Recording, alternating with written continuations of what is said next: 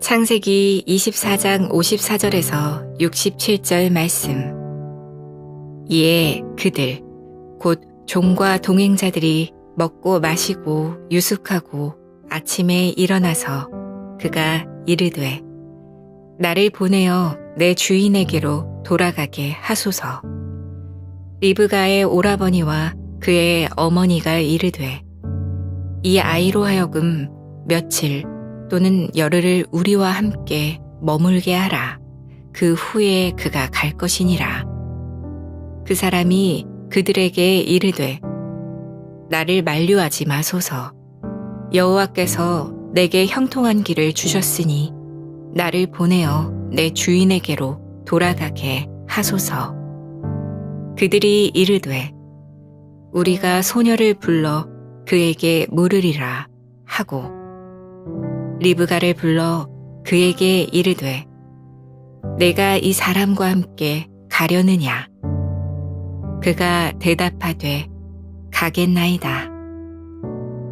그들이 그 누이 리브가와 그의 유모와 아브라함의 종과 그 동행자들을 보내며 리브가에게 축복하여 이르되 우리 누이여 너는 천만인의 어머니가 될지어다.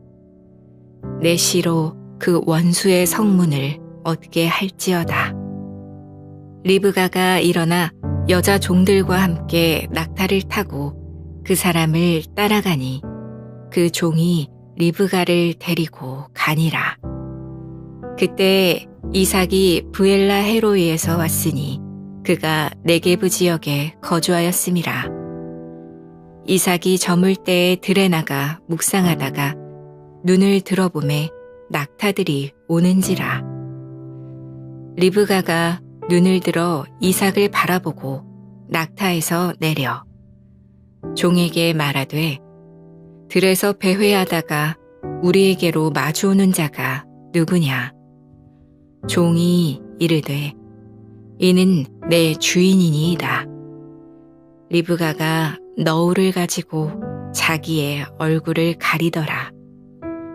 종이 그 행한 일을 다 이삭에게 아뢰매 이삭이 리브가를 인도하여 그의 어머니 사라의 장막으로 들이고 그를 맞이하여 아내로 삼고 사랑하였으니 이삭이 그의 어머니를 장례한 후에 위로를 얻었더라. 샬롬. 오늘도 하나님의 말씀으로 하루를 시작하신 여러분들에게 하나님의 은혜와 평강이 충만하게 넘치시기를 간절히 축복합니다. 2025년 3월 6일 목요일 우리 창세기 24장 54절에서 67절 말씀을 가지고 지체하지 않는 결단의 신앙이라는 제목으로 함께 말씀 나누도록 하겠습니다. 우리는 항상 새해가 되면 결심을 합니다. 새해부터 뭘 해야지, 뭐 다이어트를 해야지, 공부를 해야지, 성경 일독을 해야지, 그죠? 그런데 끝까지 해내기가 얼마나 어려우냐면 3일을 넘기기 어렵다 해서 작심삼일이란 말이 있을 정도죠. 그런데 그나마 위로가 되는 것은 우리만, 또 우리나라만 그런 것이 아니다. 그렇게 얘기하네요. 미국에서도 새해에 가장 많이 하는 결심 1위가 다이어트, 2위가 자기개발, 3위가 저축, 이렇게 얘기를 한다고 합니다. 그런데 새해 결심이 연말까지 성공하는 비율이 통계를 내봤더니 8%, 심지어 92%의 사람 중에서는 27%가 결심하고 시작한 지 일주일을 지키지 못하고 첫 주 만에 포기했다고 합니다. 조금 위안이 되죠. 이렇듯 나라를 막론하고 사람이 어떤 결심하고 한 것을 결단해서 실행한다는 것은 결코 쉽지 않습니다. 이것은 신앙에서도 마찬가지입니다. 올해에는 매일 기도해야지, 성경 읽어야지 다짐했지만 실행하기 쉽지 않은 것이 현실이죠. 그래서 우리의 가장 큰 적 중에 하나는 뭐예요? 나중에, 그리고 조금만 있다가, 이거죠. 오늘 본문을 살펴보면 아브라함의 종 엘리에셀과 리브가에 대한 이야기가 나옵니다. 이들의 모습을 통해서 우리의 삶이, 또 그리스도인의 삶이 어떠해야 하는지를 함께 나누는 귀한 시간 되기를 축복합니다. 오늘 본 말씀 통해서 우리가 첫 번째로 기억해야 될 것은 그리스도인은 성실해야 한다라는 것입니다. 아브라함의 종 엘리에셀이 아침이 되어서 리브가 돌아가려고 하는데 주저하지 않습니다. 바로 가겠다고 얘기를 하는 거예요. 56절 말씀이죠. 우리 한번 같이 읽겠습니다. 그 사람이 그들에게 이르되 나를 만류하지 마소서. 여호와께서 내게 형통한 길을 주셨으니 나를 보내어 내 주인에게로 돌아가게 하소서. 지금 이 아브라함의 종, 이 엘리에셀이 어떤 상황이 있냐면 주인인 아브라함이 자신의 아들 이삭의 아내가 될 사람을 찾아서 찾아와라. 그렇게 명령해서 먼 곳에 왔습니다.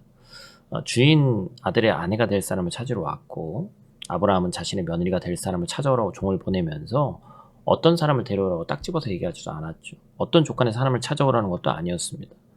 설령 엘리에셀이 사람을 정했다 한들 누가 종의 말을 듣고 자신의 자녀를 시집 보내고 장가 보내겠어요. 최선을 다해 데려와도 마음에 들지 않을 수 있다는 거죠.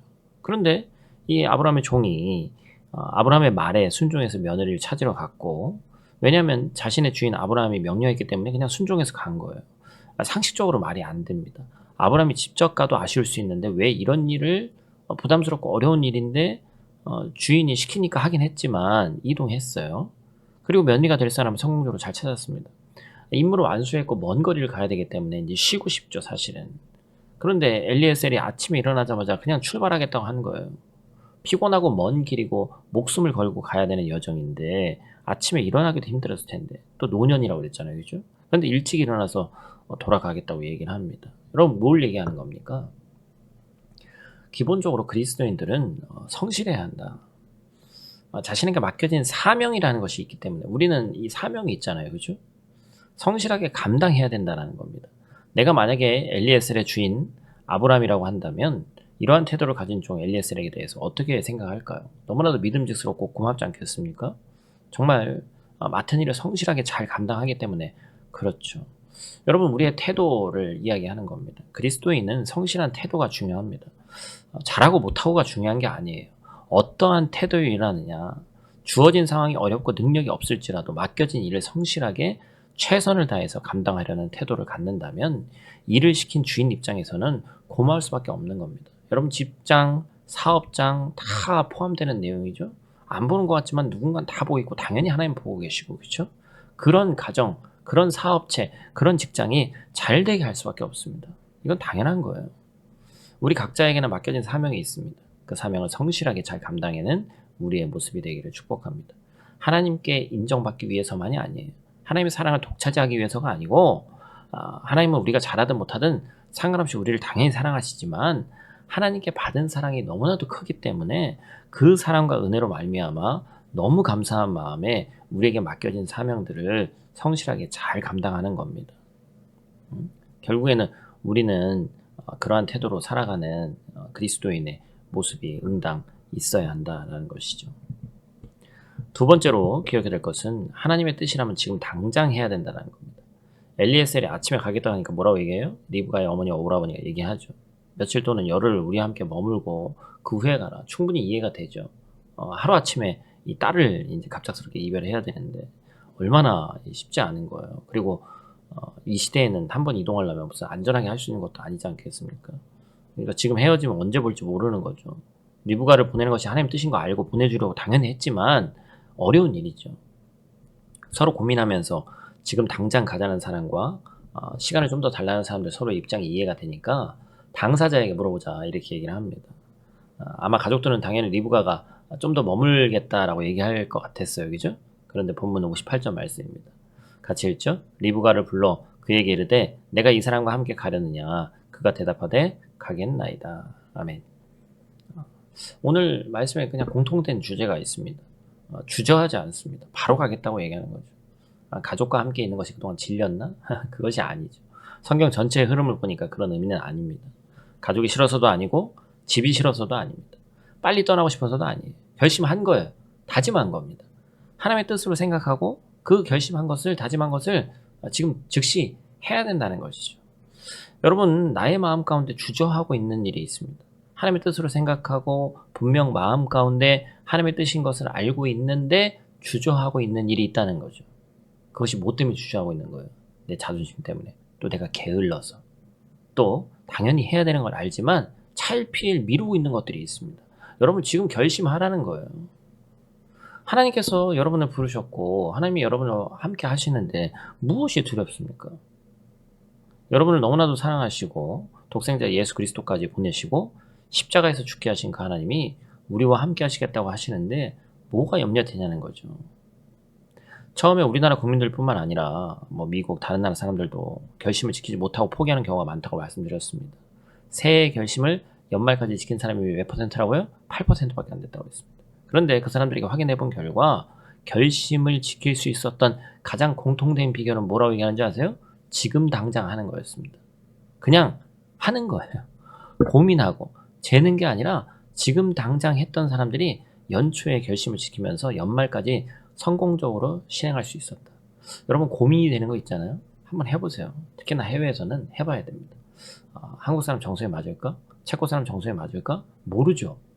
뭔가 해봐야 됩니다. 해보고 또 그 안에서 찾아가야 되는 거예요.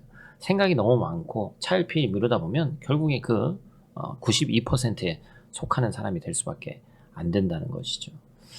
사랑하는 성도 여러분, 지금 내 마음 가운데 하나님께서 주신 일인데, 하나님께서 분명히 맡기신 일인데 주저하고 있는 일이 있습니다. 직장에서든지 사업체에서든지 또한 학업에 관련된 문제라든지 저도 마찬가지죠. 당연히 있죠. 내일 해야지, 나중에 해야지, 다음 학기 해야지. 우리 성경 공부도 마찬가지입니다. 이제 오늘부터 시작하는데 다음 텀에, 물론 다음 텀에 또 있을 겁니다. 저는 뭐 계속해서 할 거예요. 그런데 지금 당장 하기를 축복합니다. 하나님이 기뻐하시는 일이라면 염려되는 일들을 반드시 하나님께서 책임져 주실 거예요.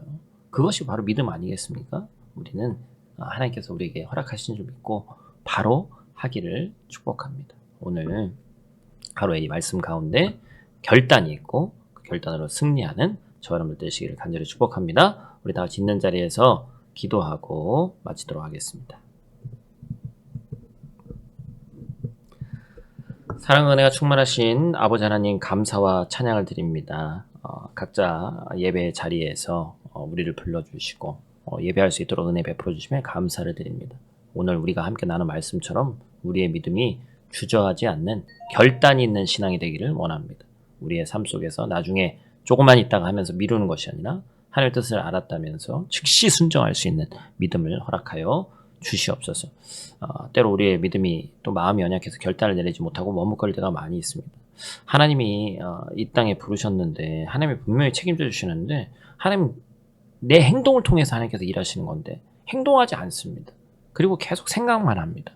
당연히 어떤 일이 일어날 수가 없습니다. 그런데 또 하나님을 원망합니다. 이런 악순환이 우리 가운데 없을 수 있도록 도와주시고 우리의 결단이 우리의 의지가 아니라 하나님의 도우심과 은혜 가운데 이루어질 수 있도록 하나님 도와주시옵소서. 우리에게 성령의 능력을 더해 주시고 두려움과 걱정이 아니라 담대한 믿음을 우리에게 허락하여 주시옵소서. 오늘 하루의 삶을 주님께 온전히 맡깁니다. 우리가 가는 길 주님 인도해 주시고 특별히 사순절 기간 보내고 있는데 더욱더 경건하게 보낼 수 있도록 도와주시고 특별히 오늘부터 시작되는 1:1 제자 양육 코스가 있습니다. 하나님 그것 가운데 기름 부음이 있기를 원합니다.